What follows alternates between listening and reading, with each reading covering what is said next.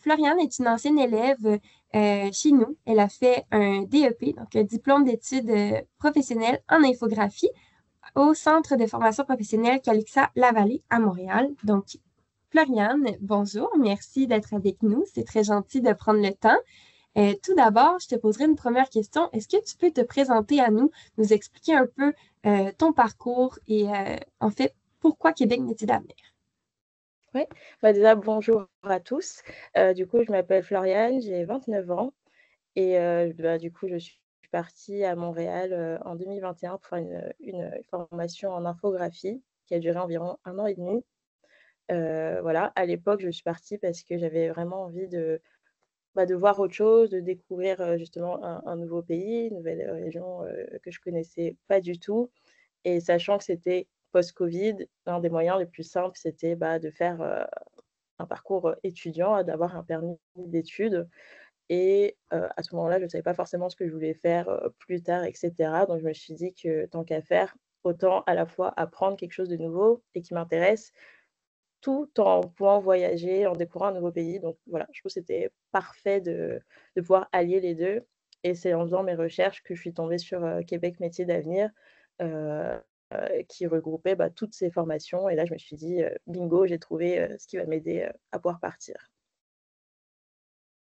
Donc, ça, c'est vraiment ce qui t'a amené au Québec, mais en fait aussi, j'aimerais te demander pourquoi le Québec, parce qu'évidemment, en faisant une recherche, peut-être qu'il y a d'autres organismes qui offraient ce genre de choses dans d'autres régions du monde, ou peut-être pas non plus. Mais est-ce Mmh. que le Québec t'avait attiré pour une raison en particulier? Ouais, je dirais, un peu, comme tous les Français, j'ai toujours entendu du bien, du Canada et surtout, de la province du Québec. Donc forcément, ça m'a beaucoup rassurée, dans mon projet et j'ai choisi Montréal là aussi parce que j'ai toujours eu des super bons retours, sur cette ville. Et c'est vrai que le côté, francophone, ça aide beaucoup à l'intégration et sachant que je repartais dans cette formation et cetera, au moins je savais que je me sentais en confiance pour le faire dans un endroit que même si je connaissais pas, que j'avais toujours eu de très, très bons retours. Et parlons un peu plus de ton expérience à Montréal. Tu me dis là que tu as choisi cette ville. Comment ça s'est passé pour toi à Montréal? Si on parle de la Ça s'est ville en soi, là, vraiment, pas Ouais. nécessairement de la formation, mais qu'est-ce qui t'a attiré sur Montréal? Ouais, je dirais, quand je suis partie, j'avais 25 ans, donc forcément, je pense que j'étais vraiment très attirée, par le côté, ville, cette ville, à l'américaine, comme on voit, de chez nous ici en France. C'est ce qui m'a attirée et j'ai vraiment adoré, vraiment, en toute sincérité, j'ai vraiment adoré cette ville, j'ai adoré y vivre. Il y avait toujours une activité organisée par la ville, donc des activités gratuites, que ce soit en été avec les festivals, à Place des Arts ou que ce soit l'hiver avec, la patinoire, et toutes les activités et j'ai trouvé que c'était une ville où vraiment je me suis jamais ennuyée. Il y avait toujours quelque chose à faire et c'est vraiment ce point que j'ai adoré. Ça reste une ville à l'américaine, donc très grande, très vaste, mais le petit centre-ville avec le vieux port et cetera, c'était mon endroit préféré où j'adorais, me promener, toute l'année. Et oui, malgré les saisons. Donc, ça, c'est ton expérience vraiment par rapport à ta vie personnelle dans la ville. Si on parle maintenant un peu plus de la formation, comment as-tu trouvé la formation au Québec par rapport à celle que tu connais en France ou celle que tu as entendu parler en France, donc au niveau de la formation professionnelle? J'ai trouvé qu'on était, vraiment beaucoup accompagnés. Après, en France, j'ai fait des études, on va dire, classiques dans les j'ai pas été dans les comment dire? Dans les secteurs professionnels, donc peut-être que c'est déjà le cas en France, mais je ne sais pas. En tout cas, dans les filières classiques, je ne ressentais pas cet accompagnement vraiment un peu plus personnel avec, les professeurs. Alors que là, dans cette formation, on est 2 groupes qui se sont suivis. On était peut-être environ 25 par groupe. Ce qui fait que c'était assez réduit, sachant qu'il y avait plusieurs professeurs à chaque cours. Ce qui fait que quand on avait une question, on pouvait facilement la poser, on pouvait facilement recevoir de l'aide. Heu, c'est tout bête aussi, mais le fait de tutoyer ses professeurs, ça enlève vachement de distance et tout en gardant le respect, dû à notre professeur évidemment, mais je trouve que ça enlevait vraiment beaucoup de distance et on se sentait vraiment en confiance pour apprendre et accompagner, en apprenant quelque chose de concret, comme tu l'as dit dans la présentation, sans toutes les matières très générales, maths, français, philo, etc. Non, on apprenait directement quelque chose de concret et ça, j'ai beaucoup aimé. Donc, je comprends que tu as eu une bonne expérience là, avec l'équipe pédagogique, donc les enseignants et ce qui t'entourait à l'école. Par rapport aux autres élèves, est-ce que tu as eu une relation particulière? As-tu réussi à développer des amitiés ou du moins à être un peu plus proche des gens qui t'entouraient? Combien il y avait de personnes à peu près dans les classes aussi? Ouais, bah, on était, bah, je dirais environ 25, mais comme on était 2 cohortes à avoir commencé en même temps, on s'est beaucoup suivis tout au long de l'année, donc je dirais une petite, cinquantaine, avec qui j'ai réussi à lier des belles amitiés, pendant l'année, avec qui j'ai pu, bah, profiter, des activités, pendant notre temps libre. Après honnêtement, il y avait aussi pas mal de français parce que les succès, ce genre de formation a quand même beaucoup de succès. Donc c'est vrai que des fois, on a tendance à rester entre français, il est vrai, mais pour autant, bah, tous les autres élèves québécois pour qui c'était vraiment leur «vraie vie» entre guillemets, bah, on a quand même réussi à nouer des liens et à vraiment s'accompagner, toute l'année, tous ensemble. C'était vraiment dans la joie et la bonne humeur et je me souviens, par exemple, le midi, on mangeait vraiment, tous ensemble et des super grandes tables où tout le monde se mettait à côté de tout le monde et ça, c'était super chouette. Ah, je suis contente pour toi que tu aies eu cette expérience-là. C'est génial, là, justement, d'avoir des gens sur qui on peut compter durant ça, parce que c'est sûr que c'est une expérience, c'est un défi, en fait, de partir à l'étranger comme ça. Donc, d'avoir des gens avec qui on peut discuter de ce qu'on vit, tout ça, là, c'est vraiment un avantage et c'est ce que permet aussi le fait que ce soit quand même des petits groupes et qu'on ait une relation un peu plus chaleureuse, là, avec les uns et les autres. Donc, ça, c'est aussi au niveau relationnel.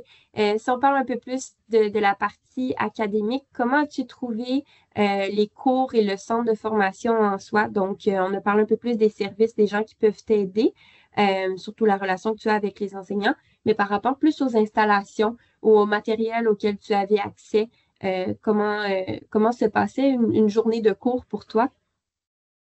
Ouais, bah, du coup, au centre de Caixelles-la-Vallée, donc ça se trouve à Montréal, Nord. Hem, Moi, en infographie, du coup, on avait vraiment chacun notre poste, notre ordinateur. On avait des Mac, qui nous permettaient de travailler. C'était vraiment, un ordi par personne. Pour les personnes qui étaient un peu plus, avancées et cetera, ils avaient même des tablettes graphiques pour dessiner directement, là aussi prêtées par l'école. À un moment, on avait aussi une compétence de photographie. On a eu quelques heures, de photographie. C'était super cool d'ailleurs et là aussi, on avait chacun notre appareil, réflexe, Canon ou Nikon, je me souviens plus, mais on avait vraiment chacun notre matériel qu'on pouvait emmener en dehors de l'école pour cette compétence et prendre nos photos et cetera. Donc ça, c'était super chouette.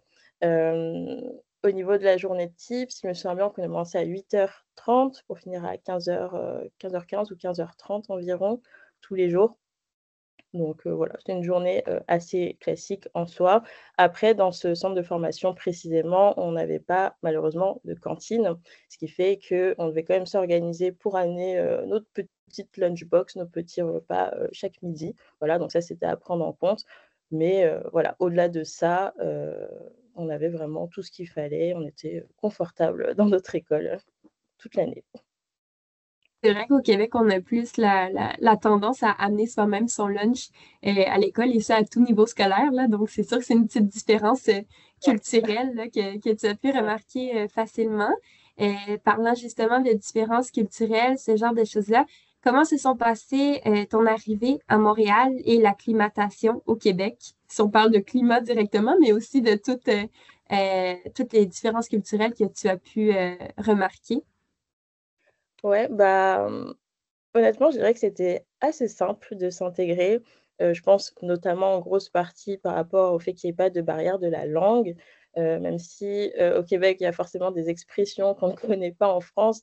Donc au début, il faut quand même arriver à comprendre, bah, ces nouvelles expressions ou des fois ces mots qui en français québécois ne veulent pas dire la même chose pour nous en français de France.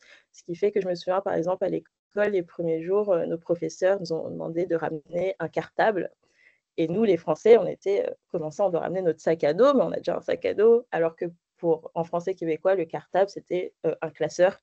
Et voilà, c'est des petits trucs comme ça, mais auxquels il a fallu s'habituer au début. Mais après, au-delà de ça, je trouve que l'intégration était vraiment hyper simple pour le coup.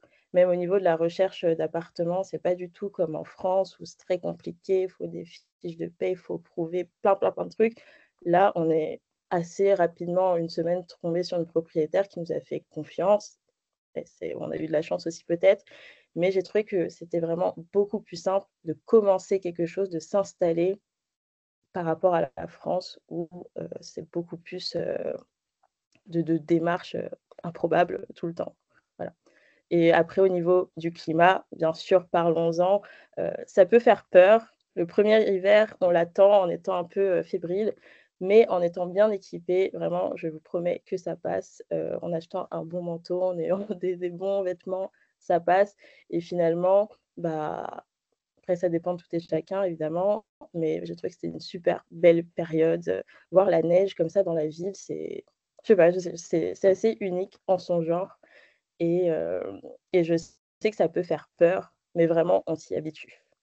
Étonnamment, on s'y habitue. En effet, c'est souvent la crainte de plusieurs, mais comme tu l'as dit, on est très bien équipé au Québec et dans tous les aspects. Donc, c'est pas parce qu'il neige dehors qu'on peut plus utiliser les transports en commun ou qu'on peut plus aller à l'école, en fait. Donc, il faut pas s'inquiéter à ce niveau-là. Il y a toujours moyen aussi de s'équiper à bas prix, dans des friperies, ce genre de choses-là, surtout pour les vêtements d'hiver qui normalement peuvent être un peu plus chers à acheter. Mais il y a vraiment plein de choses à votre disposition. Et j'aime le point que tu mentionnais aussi sur le logement. On a trouvé un propriétaire qui nous faisait confiance aussi.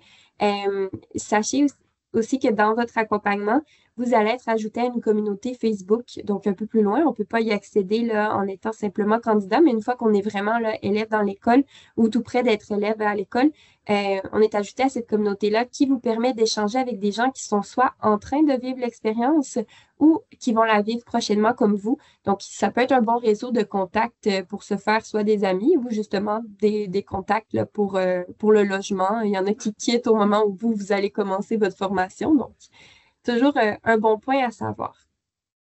Euh, J'aimerais te demander, Floriane, sur toute ton expérience au Québec, quel a été ton plus grand choc culturel? Ça peut être un choc positif comme négatif, mais quelle est la chose qui t'a le plus choqué par rapport à ce qu'on fait de différent au Québec?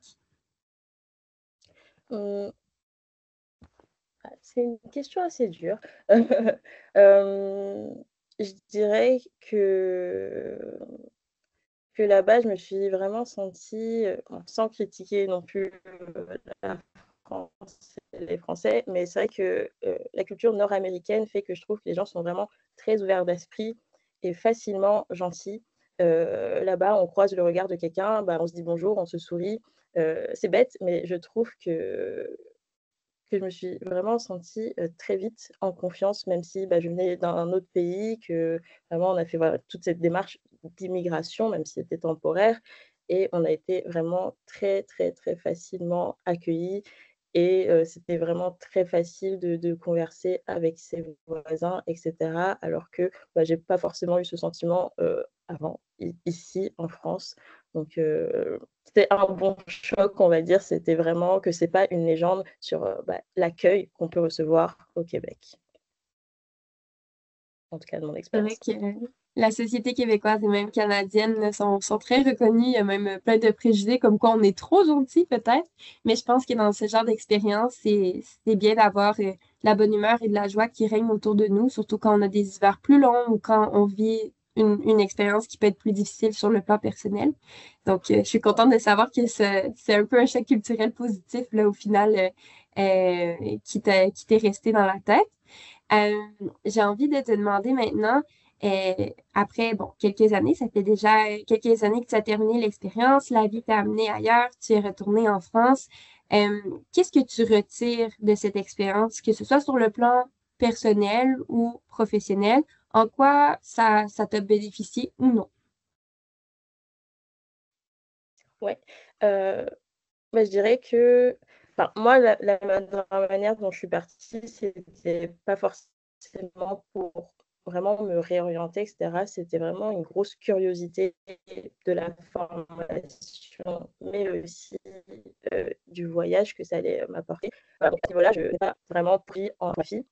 Je suis vraiment partie sur, toute autre chose, mais pour autant, je dirais que ça m'a justement apporté, encore plus, cette ouverture d'esprit, de ne pas avoir peur de l'aventure, peur de me lancer dans quelque chose que je connaissais pas et je suis rentrée, avec un portfolio également et même si, là, à l'heure actuelle, je ne travaille pas en infographie, les compétences que j'ai apprises, elles restent, elles sont à moi, pour toujours.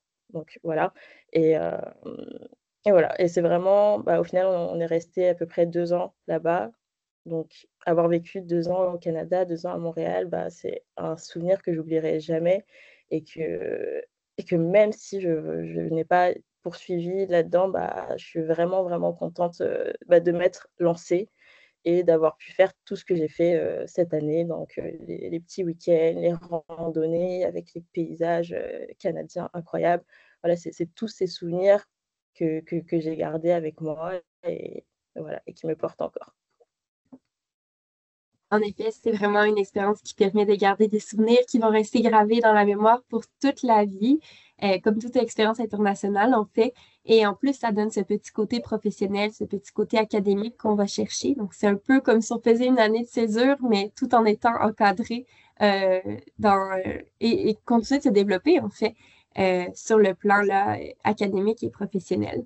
Donc, c'est important aussi de savoir, c'est ça, comme Florian disait, maintenant, il ne travaille pas nécessairement dans ce domaine-là, mais donc qu'il y ait reconnaissance du diplôme que vous allez faire ou non dans votre pays d'origine ou en France, l'expérience peut quand même être bénéfique pour le développement de compétences personnelles. Donc, on serait rendu à notre dernière question. Je vois le temps qui avance déjà.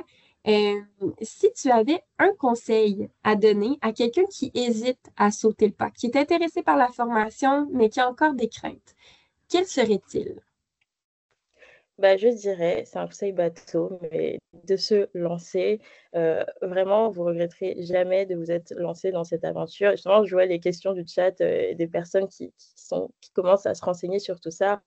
Vraiment, continuez à vous renseigner à fond, trouver la formation qui vous fait envie, pour laquelle vous vous sentez motivé et vraiment, vous ne pourrez jamais regretter, d'être parti. Vraiment, tout ce que vous allez vivre dans la formation, dans ce que ça va vous apporter professionnellement, mais ce que ça va vous apporter d'un point de vue, personnel, les rencontres, les amitiés, même si bon, la vie, ça va, ça vient, mais ça reste quand même, ça va faire partie de votre parcours de vie et ça vraiment, c'est hyper précieux. Donc vraiment, lancez-vous, renseignez-vous à fond. Comme l'a dit Anne dans la présentation, il faut quand même être assez débrouillard parce que c'est quand même des démarches longues, même si on est accompagné, bien sûr, mais ça reste que c'est des démarches à faire de nous-mêmes. C'est assez long, mais pour autant, à la fin, quand vous prendrez votre avion pour aller dans la région que vous aurez choisie, vous serez vraiment hyper heureux et voilà, lancez-vous.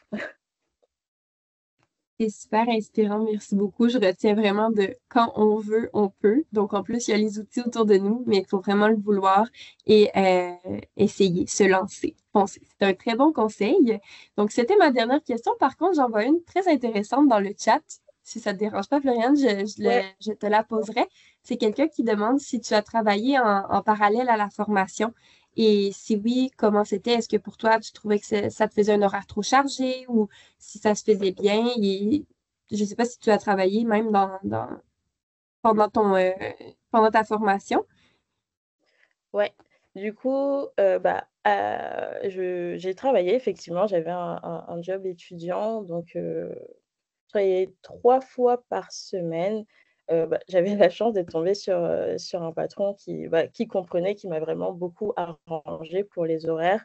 Donc si vous voulez, mon rythme, c'était, admettons, par exemple, je travaillais le lundi, je terminais, vers 15 heures. Le temps de faire la route, je commençais le travail vers 17 heures jusqu'à 21 heures. Voilà, c'était ouais, c'est quelques heures que j'avais 3 fois par semaine. Donc, on va pas se mentir, c'est un rythme à prendre. Oui, j'étais fatiguée, mais bon, après, voilà, faut se motiver et il faut savoir qu'à la formation, on était vraiment à part les Québécois pour qui ils habitaient encore parfois chez leurs parents, etc. On avait tous un petit job à côté, que ce soit dans la semaine ou le week-end, et on y allait. Après, j'ai aussi eu la chance à l'époque, je ne sais pas si c'est toujours possible, que mon copain m'accompagne en tant que conjoint de fait, ce qui fait que lui avait son permis de travail, donc lui travaillait à temps plein. Donc, je ne vais pas mentir, c'est vrai que c'était une grosse aide qui fait que avec mon job étudiant, on arrivait à s'en sortir. Mais effectivement, c'est vrai qu'il faut avoir conscience que ça va être un rythme quand même à prendre, euh, mais c'est vraiment pas impossible. Vraiment, et je trouve que c'était quand même assez simple de trouver un job étudiant et que souvent, ils essaient vraiment d'adapter les horaires, si tu veux travailler que le week-end ou dans la semaine, suivant les heures de fermeture des magasins, des trucs comme ça, c'est possible. C'est assez simple, même de trouver. Merci pour le partage. En effet, au Québec, c'est très commun, là, même pour les Québécois, là, et même pour ceux des fois qui ont la chance de rester chez soi, chez leurs parents.